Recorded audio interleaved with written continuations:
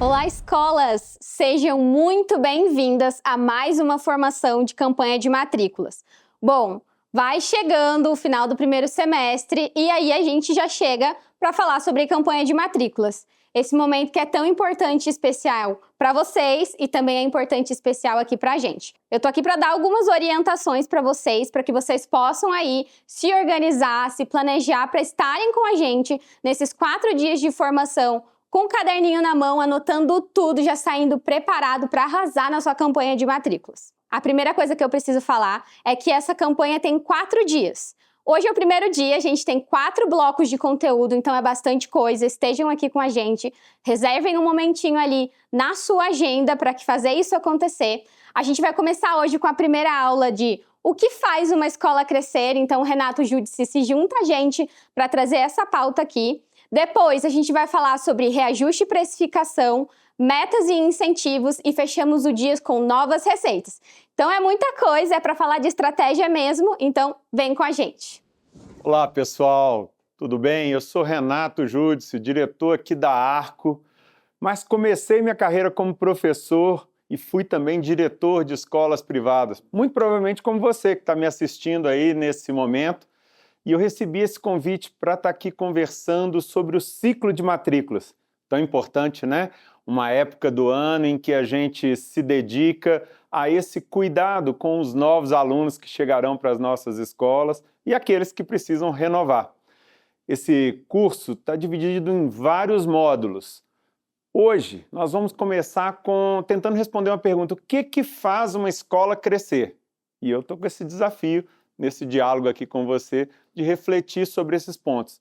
Mas outros módulos virão para falar sobre precificação, marketing, metas e resultados, assuntos ultra relevantes. Ou como eu costumo dizer, para um problema complexo tem que ter uma solução igualmente complexa. Não tem fórmula simples, não tem milagre. Portanto, eu estou te convidando aqui para assistir todos os módulos até o final. Você vai adorar, tá bom? Nesse primeiro capítulo, eu quero começar com uma pergunta, te provocando. Por que será que num mercado tão competitivo como o nosso, né, da educação, algumas escolas têm fila de espera, enquanto outras sofrem, às vezes, para fechar uma turma todo final de ano? Espero que você seja do primeiro grupo, tá? Mas se não for, vamos continuar essa reflexão? Vamos aprofundar o que acontece para que alguns alunos, algumas famílias optem pelo nosso concorrente ou não venham aqui mesmo a gente tendo uma proposta pedagógica tão bem fundamentada. Essa é a reflexão que eu quero trazer de o que faz uma escola crescer. Vou usar um pouco da minha história, né, como educador, como um pesquisador, um leitor, um grande aprendiz sobre educação, para refletir com você que a primeira coisa é a gente precisa desconstruir essa ilusão de que as matrículas na nossa escola são um golpe de sorte. Não mesmo. Não dá para comemorar, falar, que bom, esse ano a gente teve muita procura, ou o oposto. Puxa, que pena, esse ano as famílias não vieram e a gente não conseguiu fechar a segunda turma de 9º ano. Enquanto não assumirmos a responsabilidade, sabe, assumirmos o controle do jogo e falar que o resultado que a gente tem ao final de ciclo de matrículas é fruto do nosso trabalho, é fruto do nosso posicionamento, a gente não vai crescer. Uma escola cresce quando ela transborda uma gestão sólida e, consequentemente, a série de ações que vêm a partir daí. Outro ponto que é muito importante é a gente pensar nesse ciclo de matrículas como se fosse uma safra. E aí, talvez você não concorde, mas eu quero fazer uma outra provocação. A campanha de matrículas, ela é a colheita, não o plantio. Pode parecer paradoxal, né? Porque é exatamente na campanha que a gente registra e coloca aluno para dentro de sala de aula. Pois é, mas isso advém da sementinha que você plantou ao longo de todo o ano letivo. Agora é hora de colher o fruto do trabalho que você faz nos 200 dias letivos com essa sua equipe de secretaria, de professores, de técnicos que trabalham aqui. Essa conjunção de raciocínio onde o posicionamento da minha escola gera as matrículas que eu tenho neste ciclo é o cerne do meu argumento. Os pais, as famílias, eles compram a confiança construída ao longo de muito tempo, ou no mínimo dos meses letivos, e não apenas do que você vai fazer amanhã ou semana que vem, pensando que existe alguma fórmula mágica. Para defender esse meu argumento, né, de que a campanha de matrícula não é o plantio, é a colheita, eu vou trazer aqui para a nossa sala de aula virtual 3 pilares. E com esses 3 pilares eu vou tentar embasar a justificativa de o que faz uma escola crescer. Tá? Vamos para o primeiro e mais importante, posicionamento. O que faz uma escola crescer é ter um posicionamento claro, conhecido pela sua comunidade. Aí eu vou lembrar de um autor que eu gosto muito, chamado Simon Sinek. Ele tem um TED, recomendo, tá? E um livro, para aqueles que, como eu, adoram ler, livro de papel ainda, por mais tecnológico que eu seja. Comece pelo porquê. Esse livro, ele defende uma estrutura que ele chama de círculo dourado, e ele fala que escolas, empresas, pessoas incríveis como você, começam de dentro para fora, ou seja, começam pelo porquê. Depois vão para o como e o quê. Já as pessoas comuns, empresas comuns, triviais, começam de fora para dentro, começam respondendo o quê. Então olha só a diferença. Nós estamos falando aqui de campanha de matrícula, não é? Pois bem, uma escola comum vai responder logo a pergunta do o quê. O que nós vamos fazer hoje? Qual é o post do Instagram que a gente vai publicar? Aquela landing page especial ou o outdoor na avenida principal da cidade? O que vamos fazer? Mas a pergunta mais relevante, mais importante e que muda o jogo é a pergunta do porquê. O que te move?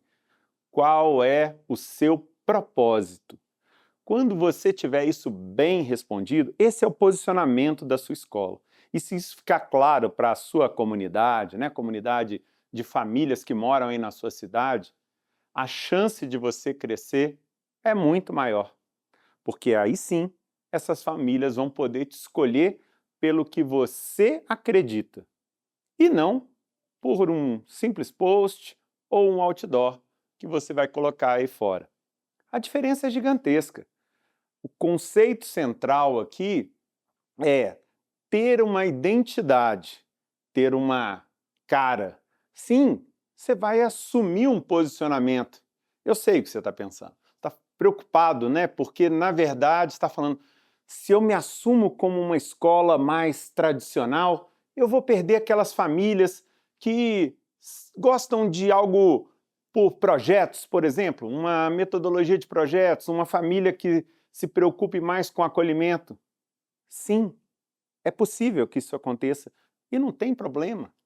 Quando a gente assume uma identidade, há público para isso. Eu moro, apesar de mineiro, moro aqui em São Paulo já há muitos anos, quase 2 décadas. Isso seria capaz de elencar, não vou citar nomes aqui, mas escolas muito focadas em vestibular, em performance, boas notas no Enem e que têm fila de espera na porta. E, ao mesmo tempo, outras escolas construtivistas, algumas que trabalham exclusivamente por projetos, com metodologias ativas e igualmente são disputadas. Tá vendo? É disso que a gente está dizendo aqui. O posicionamento claro traz a sua essência. É um critério de escolha. E isso traz segurança para a família. Quando isso não está claro, aí você perde o jogo. Porque se a família não vê seu posicionamento, ela vai tomar decisão por aquilo que é mais superficial. Ou pela geografia, sua escola é perto da casa, né, próxima do trabalho, ou, o que é pior ainda, pelo preço. ela vai no que é mais barato, quem dá o maior desconto. E se você entrou nesse jogo, você já perdeu o campeonato. Então, repito, primeiro pilar para que você cresça é você se posicionar de forma clara e assertiva para que a sua comunidade te conheça. Vou até mudar o verbo, te reconheça com clareza quem é. Ah, é uma escola de alta performance e é isso que eu quero para o meu filho. Ah, não. É uma escola focada em artes, nas humanidades, onde o acolhimento é inegociável. Que bom! Ah, é uma escola confessional, cristã, onde o trabalho com valores permeia todas as atividades pedagógicas. Maravilhoso! Certamente terão famílias que não abrem mão disso. Então, este primeiro pilar provavelmente te provoca, porque hoje o que a gente vê são alguns mantenedores que têm medo de tomar essa decisão. E sabe o que acabam fazendo? Olhando para o vizinho, para o concorrente. E aí vão num jogo de imitar certas decisões superficiais. Como eu disse lá no início do Círculo Dourado, fazem o que o outro está fazendo, independente de uma posição clara. Vamos agora para o segundo pilar? Então, o primeiro, a gente defendeu a importância de um posicionamento claro. A sua escola precisa ter clareza do que ela acredita e a comunidade reconhecer isso. Agora nós vamos para um segundo posicionamento que faz as escolas crescerem. E aí vamos lá, com bastante didática e calma para a gente entender. A escola, por definição, é um lugar que tem como objetivo várias facetas.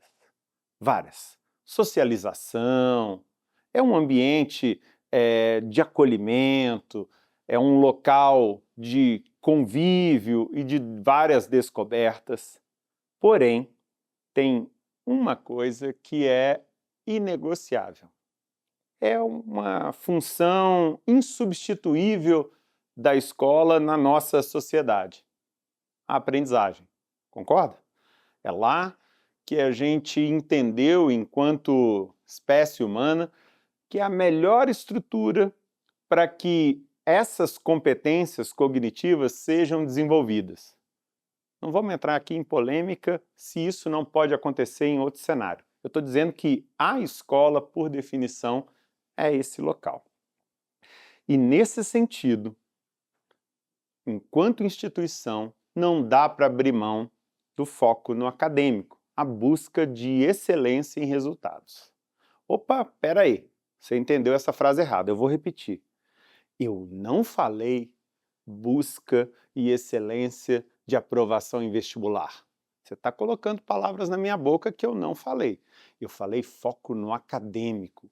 Eu falei que a escola tem que se orgulhar de fazer com que seus alunos aprendam, até porque essa é a maior intenção de uma família quando chega a idade escolar de seus filhos. Não que as outras coisas sejam dispensáveis, claro que não. Eu mesmo, filho único, foi lá na escola que eu pude crescer o convívio com outras crianças de idade parecida ou não com a minha, pois não tive isso em casa. Em casa era só filho único. Percebe? As outras características são importantes, mas a aprendizagem é inegociável. E nesse sentido, cria-se uma expectativa que vai sendo corroborada com o rendimento do próprio aluno.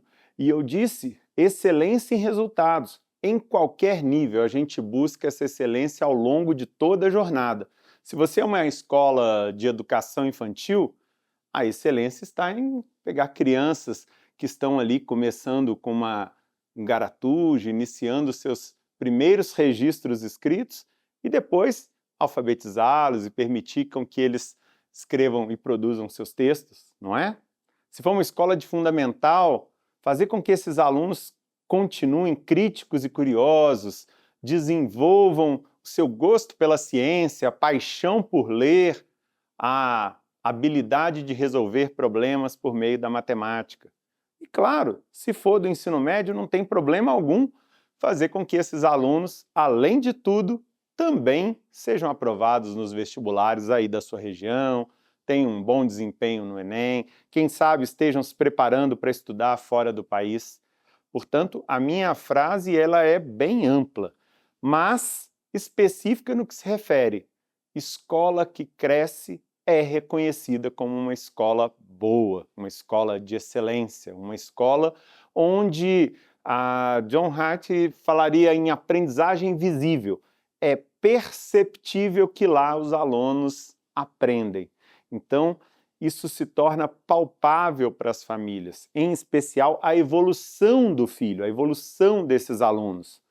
Se, por exemplo, você investiu e acreditou em um programa bilíngue, é esperado que esses alunos saiam da sua escola fluentes, ou melhor, proficientes do que entraram, não é? Pois bem, é disso que eu estou falando. O segundo pilar, ele claramente defende que a escola precisa proporcionar avanço cognitivo para os seus alunos. E aí a gente tem vários exemplos de sucesso. Eu acredito, inclusive, que você, a sua escola, é um desses exemplos. Os alunos, de fato, aprendem aí. Talvez você esteja tímido em reconhecer ou acha que isso não é bem o momento, né? Haveria alguma soberba. Não mesmo. Você tem que se orgulhar dos resultados que são produzidos pela sua equipe, dos resultados que são conquistados pelos seus alunos. Teve um aluno que venceu uma Olimpíada Acadêmica, agora recentemente tivemos a aplicação da OBMEP, né, talvez uma das mais tradicionais Olimpíadas Acadêmicas que as escolas participam. Poxa, divulgue isso, sim, parabenize. Até porque você pode ter um medalhista, mas pode também ter um aluno tímido que nunca pensou que faria e agora está fazendo uma prova dessa. Olha que evolução brilhante. Tudo isso é conquista do seu trabalho, o trabalho da sua equipe e fruto da sua proposta pedagógica. Esse é o segundo pilar, tá? Então, recapitulando, primeiro pilar das escolas que crescem, e aí depois a gente vai definir esse verbo bastante bem, é ter um posicionamento claro. O segundo pilar é ter um foco no acadêmico, com busca de excelência nos resultados. E agora, para fechar, o terceiro pilar. O terceiro pilar, munido aqui que eu estou, né, dessa posição de um diretor da Arco Educação, e eu vou falar bonito, excelência operacional. Mas talvez esteja tentado a falar bem popular para você entender de primeira. É fazer o feijão com arroz bem feito. Ficou claro, né? Esse é o terceiro pilar. Escola que cresce o número de alunos, ela se preocupa com a rotina. Eu sei que isso não é muito nobre, sei que isso não dá tanta visibilidade quanto colocar uma inovação pedagógica aí nos seus corredores, montar uma sala maker com uma impressora 3D. Muito provavelmente você já usou essa estratégia. Porém, cuidar da excelência operacional é igualmente importante. Sabe por quê? Porque isso passa confiança. Confiança para quem vive a sua escola ou para quem está simplesmente visitando. Lembra que a gente falou do ciclo de matrículas e a sua escola é reconhecida na cidade pelo seu posicionamento, é também reconhecida pelos resultados que produz, e aí a família se dispôs a ir lá visitá-la. Bom, antes de visitar, a família entrou no seu site, no Instagram, viu o seu outdoor e as frases que você colocou para te caracterizar. Muito bem, ela está toda ansiosa e cheia de expectativas. Pensa comigo, se essa família, toda empolgada, chega na sua escola e vê um chão sujo, um banheiro que não foi limpo, uma bagunça de horários porque a escola não se organizou, esqueceu que era época de Copa do Mundo, enfim, tudo isso não vai pesar contra você? É nisso. É disso que fala o terceiro pilar. A gente precisa equilibrar esse lado que é dito inclusive por alguns autores, fatores mais motivacionais, inovações, projetos especiais, com o outro lado, que alguns autores chamam de fatores higiênicos, que é a limpeza, que é a rotina previsível, que é a organização. Nesse sentido, a gente tem que cuidar do dia a dia para que a família sinta que ali tem um porto seguro. Imagina uma criança que volta para casa falando: "Ah, hoje eu não tive aula de geografia, pai." Ah, por quê? O professor faltou. E isso acontece com alguma rotina. Não é chato? E provavelmente esse pai vai falar com o vizinho que está procurando escola para um filho. Não, lá os professores faltam muito, eu já estou me sentindo inseguro. Parece que o ambiente é desorganizado. Ou você que é CLT tem que agendar suas férias na empresa que trabalha, mas não tem o calendário do filho disponibilizado com antecedência. Portanto, você não sabe exatamente quando começam as férias, quando serão as provas. Vejam que são coisas simples, mas que afetam a rotina da família. E, ao invés disso, se a escola é organizada, se ela passa essas informações com clareza, se as datas das provas são bem definidas, a divulgação dos resultados é conhecida por todos, portanto, essas informações são claras, há um clima de tranquilidade. Vou fazer uma analogia com uma situação do nosso mundo que muito provavelmente você conhece, muito provavelmente, inclusive, você já visitou. Os parques da Disney. Eu tive a chance de ir depois de adulto e foi maravilhoso. Acompanhando meu filho, brinquei tanto quanto ele ali. Agora, quando a gente vai na Disney, você vai em busca de uma magia, de algo imponderável, porém, quando você observa com um outro olhar mais crítico, mais maduro, você percebe que, sustentando aquela magia, existe uma organização, uma limpeza impecável, existe um conjunto de funcionários sempre no horário e com respostas padronizadas. Portanto, aquela magia só acontece por conta de um bastidor que é muito processualizado. Veja que uma coisa não é incompatível com a outra. Você pode ter uma escola e deve, né? Estou defendendo aqui que você deve ter uma escola organizada para assim poder ser muito inovador. Não é incompatível. O oposto é que é difícil. Quando a sua escola é desorganizada, você está sempre correndo atrás do prejuízo, apagando incêndios, sua coordenação se justificando ou fazendo reuniões com as famílias para explicar como vai ser agora. Diferente de ter uma rotina bem estabelecida.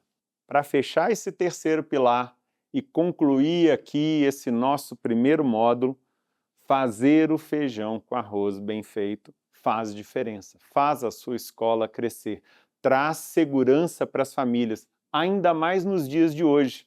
Em um mundo tão caótico e ansioso, né, com essa geração de pais que procuram apoio por todos os lados, às vezes encontram nas redes sociais, ele também procura um porto seguro de previsibilidade na sua escola. Esse dia a dia bem organizado traz tranquilidade também para essas famílias. Sem falar nos alunos, né? Principalmente à medida que vão ficando mais velhos e, consequentemente, mais autônomos, que cuidam do seu processo e da sua rotina de estudos, é muito ruim quando ele tem a expectativa de que as notas da prova vão sair hoje, porque o combinado são 3 dias após a realização do simulado, e isso não acontece. E aí a escola tem que ficar se justificando, ou vive errando as notas, a emissão dos boletins. É disso que eu estou falando. Muito bem. Com isso, fechamos aqui essa primeira parte desse módulo, onde eu trouxe para você 3 pilares que sustentam, a meu ver, o crescimento saudável de uma escola. São eles: posicionamento claro da sua marca. Você sabe o seu porquê e a sua comunidade te reconhece por isso. Segundo, você tem foco no acadêmico e busca a excelência de resultados ao longo de toda a jornada. E terceiro, você tem uma excelência operacional. Os processos são conhecidos, bem desenhados e cumpridos por toda a sua comunidade. Vamos parar agora para ver se a gente tem perguntas. E aí, Joy, tem perguntas aí do público para a gente responder em relação a esse assunto tão relevante do ciclo de matrículas? Muito bom até aqui, professor Renato. Tem muita coisa. A gente está fazendo aqui uma abertura do primeiro dia de formação incrível. E temos sim perguntas. E temos uma, inclusive, que a gente tinha certeza que viria, porque ela já é uma pergunta que sempre aparece aqui para gente.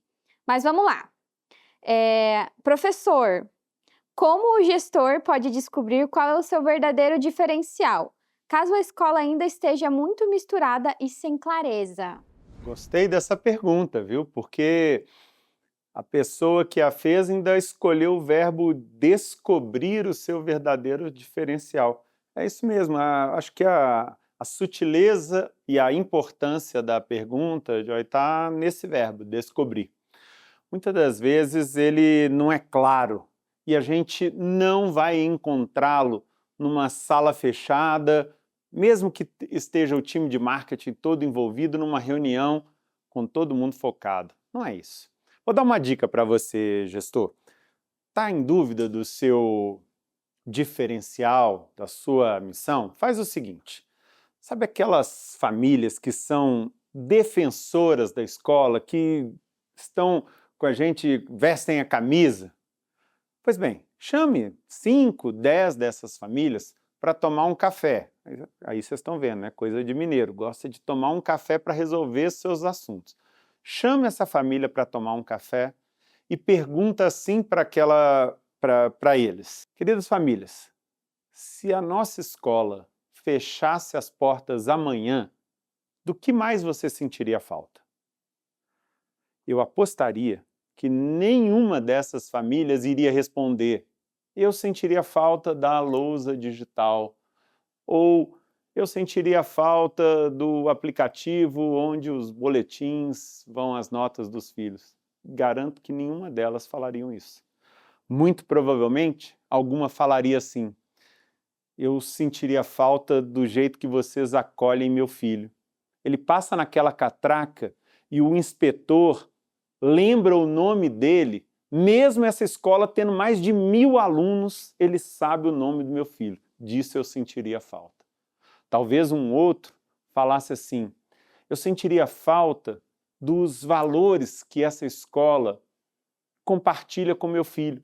Eles não mudaram. Há décadas atrás, quando eu estudei aqui, eram os mesmos valores. O mundo evoluiu e muita coisa mudou, mas os valores não. Eu sentiria falta disso. Talvez uma outra família falasse assim: eu sentiria falta do jeito que aquela professora dá aula de matemática. Ela reconhece as potencialidades da minha filha e a desafia, a incentiva a sempre buscar algo mais. E foi por causa dela que a minha filha hoje é apaixonada por matemática, faz Olimpíadas e está aí sendo aprovada em vestibulares importantes, mesmo sem ter chegado ainda no terceirão, na última série do ensino médio.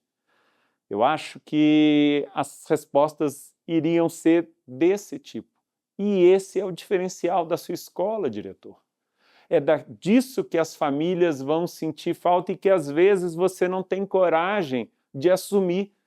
O diferencial de ser acolhedor sem, no entanto, perder, né, sem, no entanto, ter uma proposta pedagógica sólida. É isso. Busque num café com essas famílias e elas te dirão aquilo que muito provavelmente você sabe, só está faltando a coragem para assumir. Muito legal até aqui, gente. Vão anotando tudo, porque até o final dessa formação vocês vão ter um caderno cheio de coisa para estudar antes de começar a campanha de matrículas por aí. Vamos para a segunda pergunta. Sabendo que o resultado acadêmico é o maior marketing, como a escola comunica isso sem parecer apenas uma fábrica conteudista aos olhos de pais mais modernos? Essa pergunta é muito boa.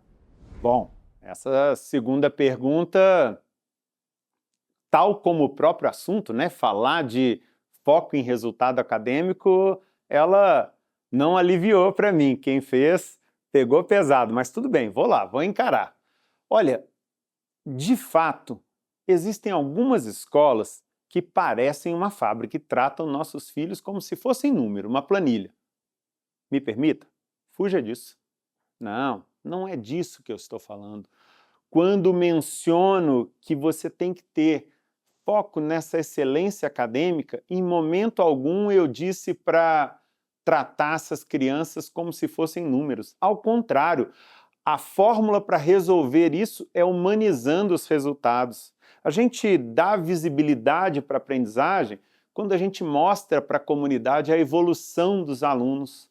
Um pequeno que entra lá muito tímido e com dificuldade de ler e alguns meses depois já está desenvolto, pegando sozinho um livro na biblioteca e levando para casa, lendo aquela poesia para sua mãe.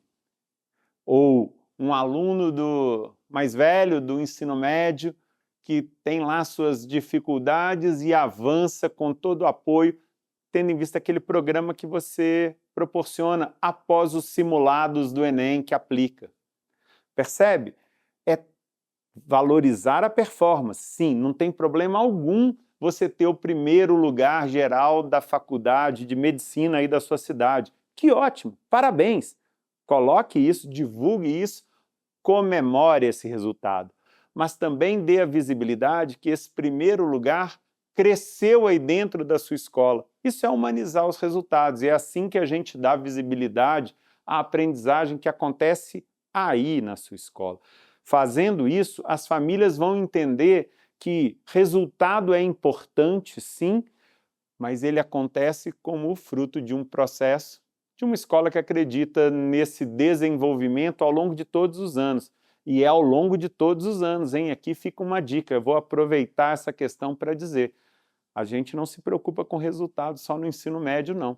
Desde os pequenos, quando a gente vai criando uma cultura de estudos orientada para esse aprendizado. Portanto, fazendo assim, esses pais, mesmo que mais modernos, né, como a pessoa colocou aí na pergunta, vão entender que a gente está humanizando e tratando cada um de forma personalizada para que ele dê o seu melhor. E não necessariamente o melhor de um aluno é o mesmo que o de outro. Boa, professor. Vamos para a terceira e a última pergunta de hoje. Você já falou um pouquinho sobre isso, sobre fazer o feijão com arroz, e a gente vai fazer uma pergunta justamente sobre esse tema. Por que os gestores têm tanta dificuldade de garantir o feijão com arroz funcionando e acabam se perdendo na busca por inovações mirabolantes? E aí, professor? Por que os gestores têm tanta dificuldade em garantir o feijão com arroz? Ah, essa é fácil, porque feijão com arroz não dá like no Instagram. Você já viu alguma escola publicando, olha como o meu banheiro está limpo? Não publica, não publica. É por isso, fazer a rotina dá trabalho, exige disciplina, exige convicção. E, como eu disse, o like no Instagram, ele é movido por outras variáveis. Também importante, tá? Pessoal aqui do marketing, não brigue comigo, não estou falando mal do Instagram, estou falando que as duas coisas são importantes. Mas vamos lá. Quando a gente não abre mão desses valores, né, dessa organização, dessa excelência operacional, o que a gente percebe é uma escola que é organizada sempre.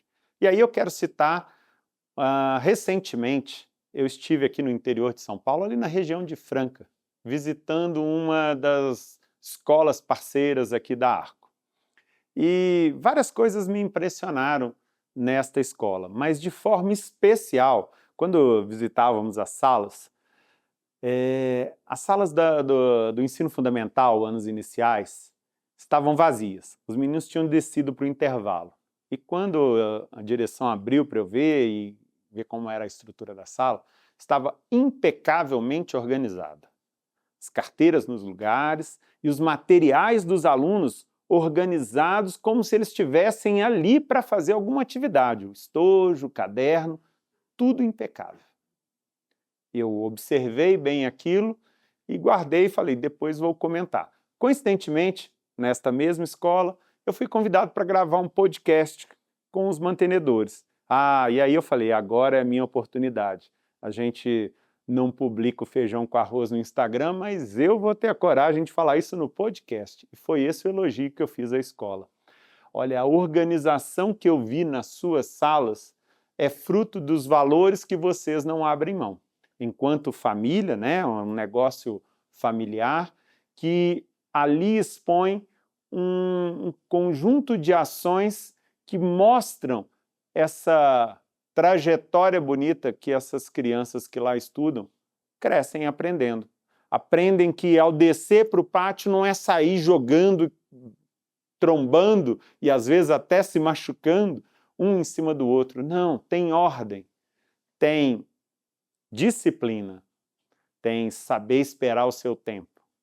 E esse elogio que eu faço aqui a essa escola, eu estendo a todos vocês que têm coragem de fazer o feijão com arroz bem feito, porque isso acaba te permitindo tempo para ser inovador, para fazer campanhas de marketing brilhante, para crescer ou aprofundar na sua proposta pedagógica, talvez estudando mais e, quem sabe, usar mais metodologias ativas, que nós sabemos, fruto de estudos e pesquisas, que fazem com que os alunos aprendam mais.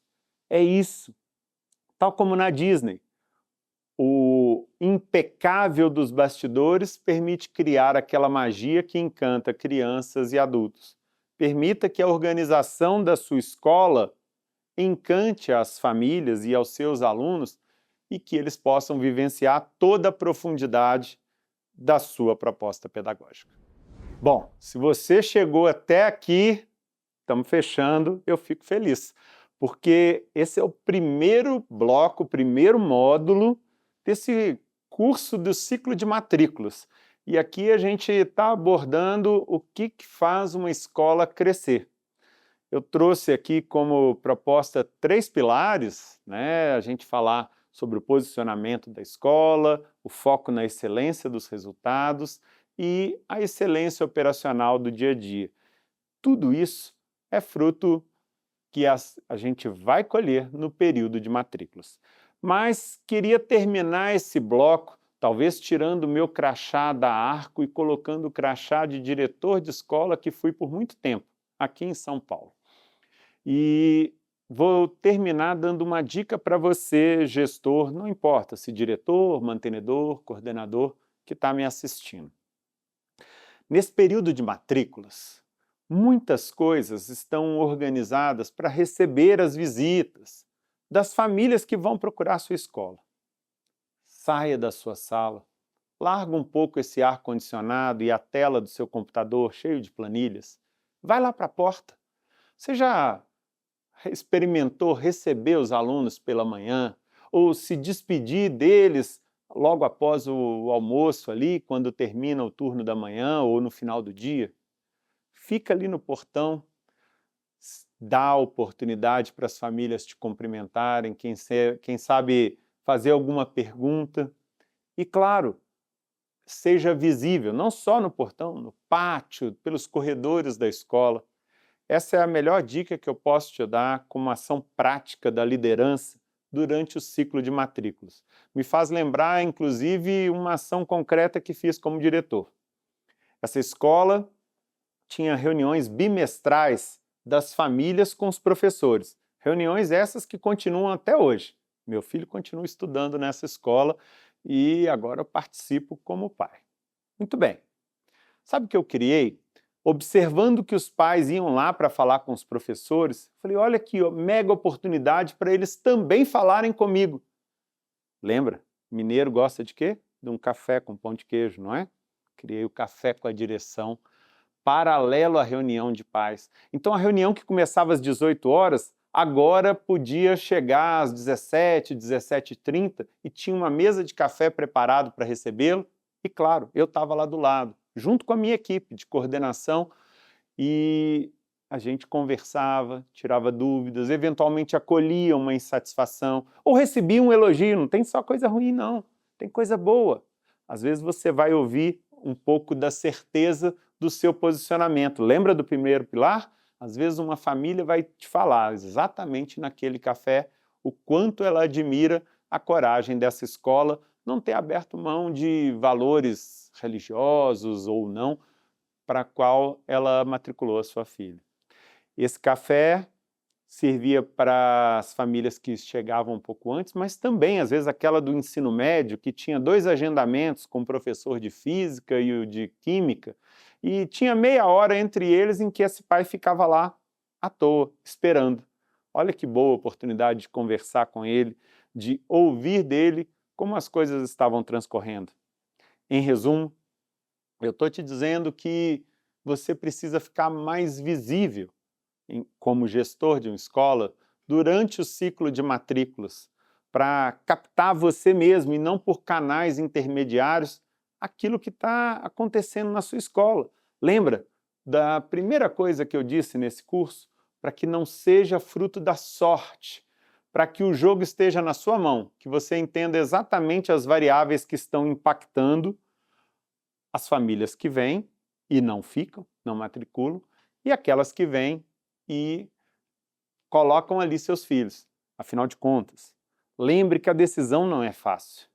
Trata-se da pessoa mais importante da vida daquela família, daquele casal.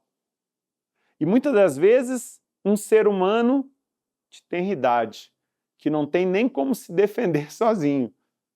Essa é a magnitude da confiança que essa família tem em você. Ela vai entregar o seu filho. Então, quando a gente está dando um passo tão importante assim, mais do que conhecer a sua quadra, a infraestrutura, o pátio bonito que você tem, essa família gostaria de olhar no seu olho e falar: esse é o diretor da escola que eu estou matriculando meu filho. Eu sei que é nele que eu vou confiar a pessoa mais importante durante 200 dias letivos a cada ano e muito provavelmente durante vários anos. É assim que a gente termina esse bloco 1 deste primeiro dia do curso de ciclo de matrículas aqui da Arco, e eu termino com um convite para que você continue assistindo os próximos blocos.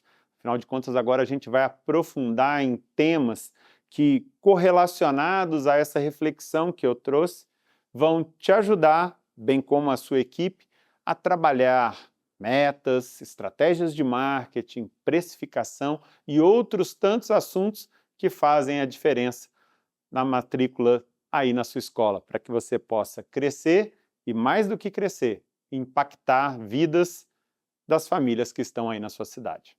Muito obrigado.